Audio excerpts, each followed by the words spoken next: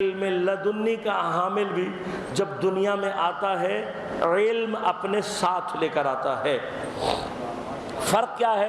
فرق یہ ہے کہ علم فطری محدود ہوتا ہے، علم لدنی لامحدود ہوتا ہے، کوئی حد نہیں ہوتی۔ اب ایک بڑا عجیب سا مرحلہ ہے، دیکھیے علم فطری کا حامل، بعض علم فطری کے حامل حیوانات اتنا پیچیدہ علم ان کے پاس ہوتا ہے کہ انسان کو اس کو سمجھنے میں وقت درکار ہے۔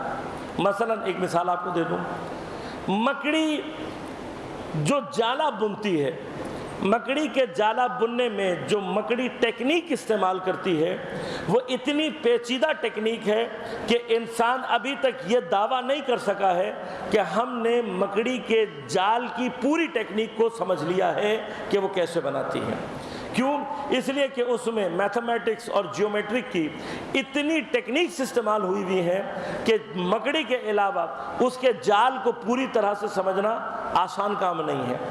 مکڑی کے جال کی جو بنانے کی ترتیب ہے، حتیٰ اس کے اندر پازیٹیو اور نیگیٹیوز موجود ہیں۔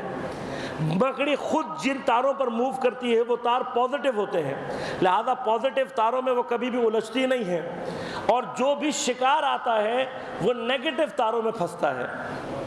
یہ ٹیکنیک جو مکڑی کے پاس ہے، اس کو انسان ابھی تک پوری طرح سے حل نہیں کر سکا کہ نیگیٹیو اور پازیٹیو میں فرق کیا ہے، کس ٹیکنیک کے تحت نیگیٹیو اور پازیٹیو ایک ہی جال میں کنیکٹڈ ہوتے ہیں نا۔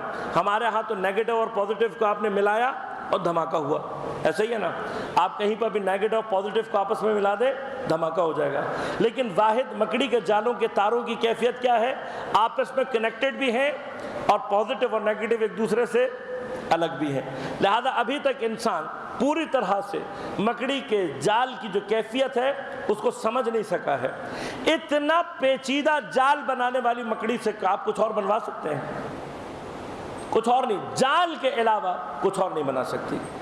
شہد کی مکھی میں اس قدر پرفیکشن موجود ہے کہ انسان کی عقل حیران ہو جاتی ہے کہ اتنا پرفیکٹ نظام کیسے بناتی ہے۔ لیکن کیا شہد کی مکھی اس چیز کے علاوہ کوئی کام انجام دے سکتی ہے؟ نہیں دے سکتی۔ اب بڑی عجیب و غریب بات یہ کہ انسان حیوانات کے بارے میں جب یہ کہا جاتا ہے کہ یہ علم لے کر آتے ہیں تو کسی انسان کو حیرت نہیں ہوتی۔ جب یہ کہا جاتا ہے کہ اتنا پیچیدہ علم لے کر آتے ہیں تو کوئی بندہ آپ کو اعتراض کرتا ہوا دکھائی نہیں دے گا۔ ایک چھوٹی سی مثال اور دے دوں آپ کو، چونٹیوں کو اللہ نے جو علم عطا کیا ہے وہ بھی بہت پیچیدہ علم ہے۔ چونٹیوں کی جو ایک پراپر کالونی ہوتی ہے، اس پراپر کالونی کے اندر لیبر ڈسٹریبیوشن آف ورک، ہر چونٹی کا اپنا خاص کام ہے، اس کے اپنی خاص ڈیوٹیز ہیں۔ پوری کی پوری چونٹیوں کی کالونی ہے، مزدور کہاں رہیں گے، امام کہاں رہیں گے، دفاعی چونٹیاں کہاں رہیں گی، کس نے کیا کرنا ہے، کھیتی باڑی کرنے والی چونٹیاں کہاں رہیں گی، انڈوں کی حفاظت کرنے والی کہاں رہیں گی، ان کو حفاظت کہاں کی جائے گی، غلہ کہاں جمع کیا جائے گا، تمام کا تمام نظام۔ ایک پراپر کالونی کے اندر 10 لاکھ سے 1 کروڑ کے قریب چونٹیاں ہو سکتی ہیں ایک کالونی کے اندر۔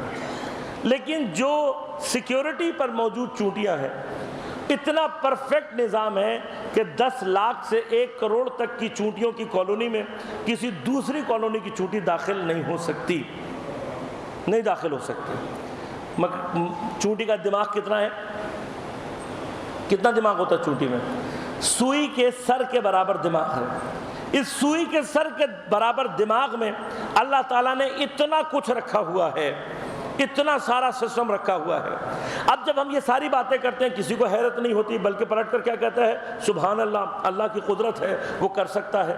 لیکن جب ہم صاحب علم لدنی کے لیے کہتے ہیں کہ جب دنیا میں آتا ہے علم لے کر آتا ہے تو پھر خدا کی قدرت کیوں نہیں دکھائی دیتی؟ تو پھر وہاں پر کیوں اعتراض ہوتا ہے؟ لہذا صاحب علم لدنی جب دنیا میں آتا ہے علم لے کر آتا ہے، اور علم لانے کے بعد جب پیغمبر کے ہاتھوں پر آ کر آنکھ کھولتا ہے تو پیغمبر سے کلام کر کے یہی کہتا ہے، بتائیے یا رسول اللہ کیا تلاوت کر کے سناؤں؟ زبور تلاوت کر کے سناؤں، توریت تلاوت کر کے سناؤں، انجیل تلاوت کر کے سناؤں، یا قرآن تلاوت کر کے سناؤں؟ اس لیے کہ صاحب علم لدنی